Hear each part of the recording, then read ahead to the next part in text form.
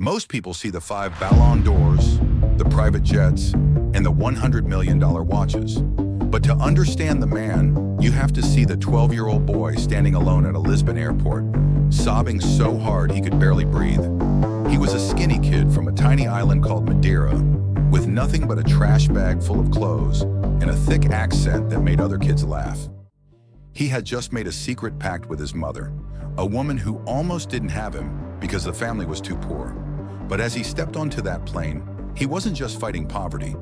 He was carrying a physical secret that should have made his dream medically impossible. At 15, while his peers were dreaming of their professional debuts, Ronaldo was lying on a hospital bed. Doctors had discovered he had tachycardia. His heart raced at a dangerous rhythm, even while he was sitting still. To play football was to risk his life. To quit was to let his family starve. He chose a high-risk laser surgery to fix the engine of his body. But even with a repaired heart, the scouts weren't convinced. They called him the noodle, too frail, too fragile, and too obsessed with flashy tricks that didn't win games. He was a show pony in a world that demanded workhorses.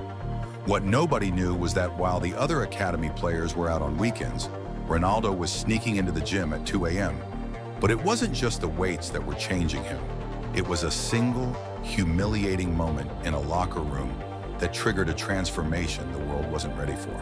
August 6, 2003, a friendly match between Sporting Lisbon and Manchester United. A young Ronaldo wasn't just playing, he was terrorizing the greatest defenders in the world. After the game, the Manchester United players sat on the bus, refusing to leave until their manager, Sir Alex Ferguson, signed that skinny kid. Ronaldo arrived in England as a trickster, but he left as a machine. He realized that talent was a trap if it didn't have a temple. He started wearing weights on his ankles during training so that when he took them off on match day, he felt like he could fly. He became the first player to hire a personal chef, a sleep coach, and a physiotherapist at home. He stopped playing for the fans and started playing for history. But as he reached the pinnacle, a new shadow emerged. A rivalry that would either break his spirit or force him to become something more than human. The transition from Manchester to Real Madrid wasn't just a transfer, it was a coronation. Ronaldo reinvented himself from a winger into the most lethal number 9 the sport had ever seen. He didn't just break records, he hunted them. 450 goals in 438 games, 4 Champions League titles in 5 years. But beneath the surface, his discipline reached a level of healthy insanity. He famously has no tattoos, not for fashion, but so he can regularly donate blood and bone marrow. He lives on a diet of 6 mini meals a day and ice baths at 3 a.m. While his rivals began to fade in their early 30s, Ronaldo's biological age was tested at 23 when he was actually 33. He had built a body that defied time. Yet even with all the gold in the world, there was one thing he was still missing.